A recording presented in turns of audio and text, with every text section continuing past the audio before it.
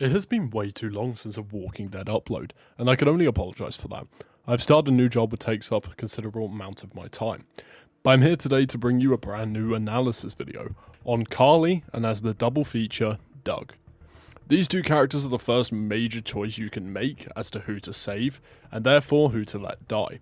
So we're going to be discussing these guys in as much depth as I can. Let me know down below what other characters you want to see me discuss, as I have a couple more I would like to talk about, and I'm hoping to get back on track with it. Also, if you're new, please consider subscribing, as it is free, and I have a lot of new projects planned coming up which you don't want to miss. But let's get straight into the video. We're going to start with Carley and her past, character traits, and also how she impacts the narrative, as well as some little Easter eggs to Carley as well. Carley, prior to the outbreak, was a reporter for WABE in Atlanta, and was often overseas in areas inflicted by conflict. Being a war reporter, Carley would have learnt to be proficient in firearms usage, and used to surviving under extreme conditions that are life or death. Before the outbreak, she was reporting the Cherry Blossom Festival in Macon, and this is how she got stuck in the drugstore in Macon. Carley is a very level-headed character. She seems to have the mentality whereas she is all about protecting those around her, but she is also very sympathetic when she lets Lee, Kenny, and the others into the drugstore, even firing gunshots to try and help them, despite this being detrimental to the group. Carley goes on to continue to show these traits, but loses her level-headedness when the group stops the RV to interrogate Ben. She gets riled up by Lily, and then Lily shoots her in front of everyone. Carley overall has the necessary personality traits for survival, but is cut short by an emotionally distraught Lily. Carley's impact on the story. Carley has a relatively big impact on the story, and is almost a love interest for Lee, although this is never explicitly told. And losing Carley is what leads to Lee's action to leave Lily behind after she kills Carley. The difference between Carley's death and Doug's death is that Lily just shoots Carley, whereas Doug jumps in front of the bullet that is going to hit Ben, which shows the difference between the two characters is more than most people realise. In 400 Days, if you saved Carley initially, Russell will lie next to Carley's rotten body if he chooses to hide from Nate. Carley has a very similar resemblance to Rebecca Chang from Dead Rising 2. Both are news reporters that wield pistols, and they have a very similar outfit on. If you punch Andrew 15 times in the second episode, Carley will come in and stop you from punching him anymore. Again, a testament to her character.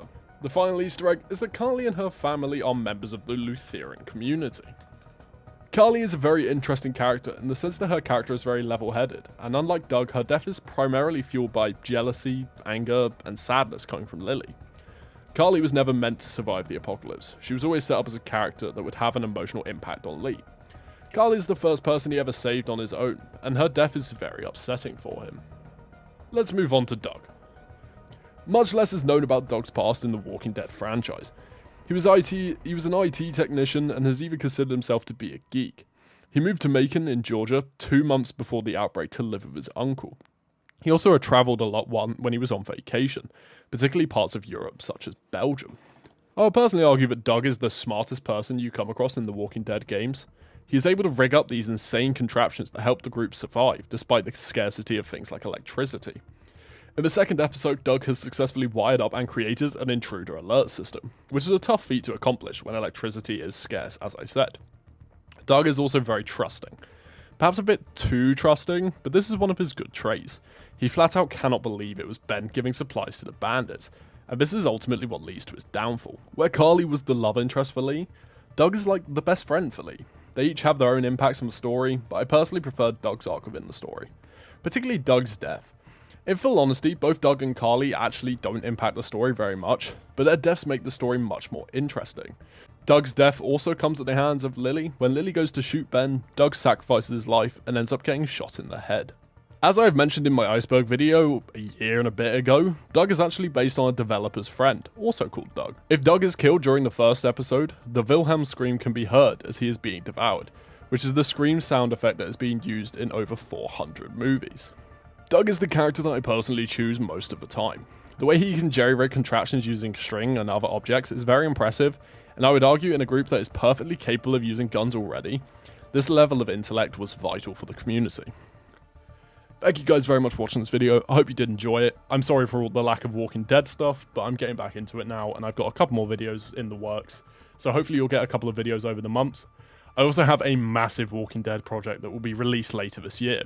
The script for it so far is already about 45,000 words long, so please bear with me on this one because it has taken me about 8 months to get to where I am now, and it'll probably take me a little bit longer. But anyway guys, thanks for watching, and I'll see you all later. Bye bye.